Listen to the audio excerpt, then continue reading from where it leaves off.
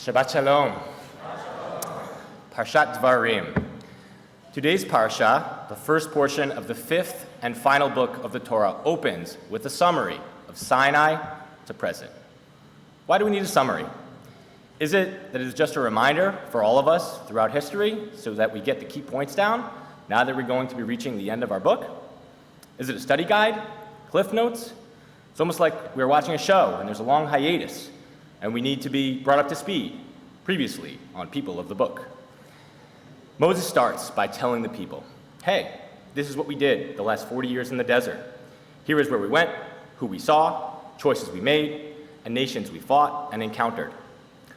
One of the people mentioned is Og, the king of Bashan, the last of the Rephaim, the last of the giants. There is a concept that there is no wasted letter in the Torah. In D'varim, Og's name is mentioned 8 times. It even goes on to describe his bed. To what end? Why all the details about this supposed bad guy? Moses isn't giving cliff notes. He's giving context. Through Og and a full episode recap, he is illustrating for future generations on how to be better, how to choose well, and the extent to which we must choose well.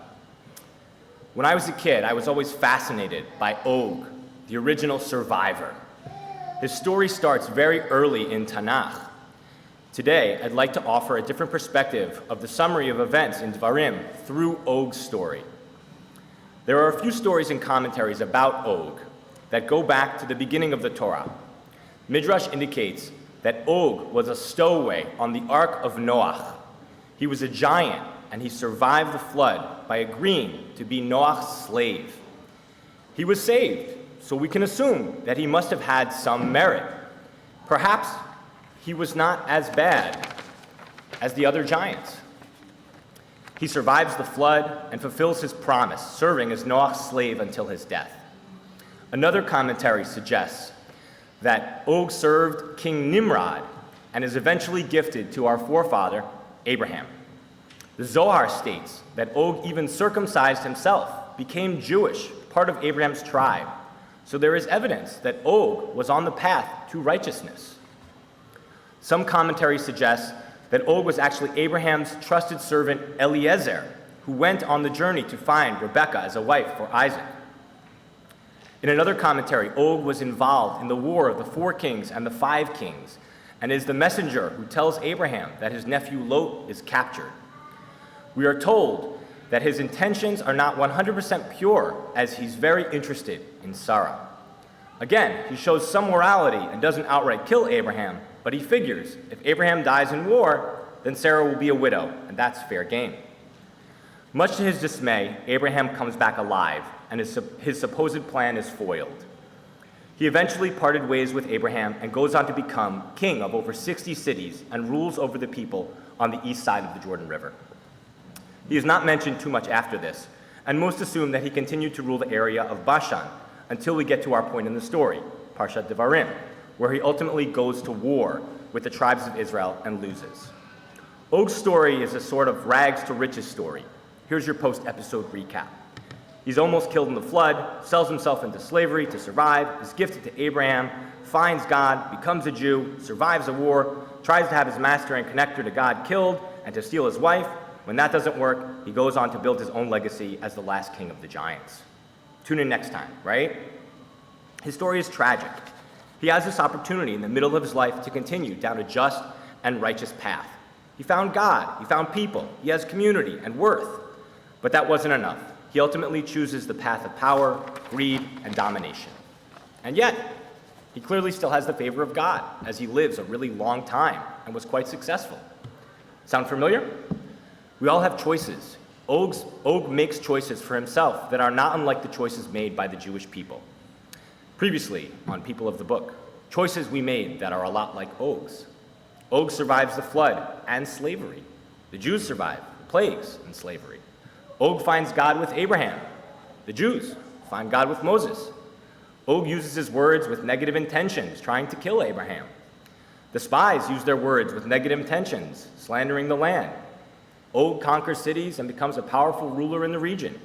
The Jews go out and conquer cities and a new land. But there's one difference to follow our metaphor between getting picked up for season 2 or being canceled just a few episodes after the pilot. The lesson here Moses is trying to impart to the people is to be careful. He sees the similarities between the Jewish people and Og. He sees the choices that Og made and the success that he ultimately had. He is afraid of Og. He is worried that Og will be able to defeat the Jews based on his previous merits. Additionally, he sees the Jews might look to Og and say, he's circumcised, he's successful, he's been through what we went through, he has God's favor. Maybe we can just act like him and we'll be okay. This is what Moses is highlighting here in Og's defeat. It's a lesson. Its lesson is an allegory about effort and reward.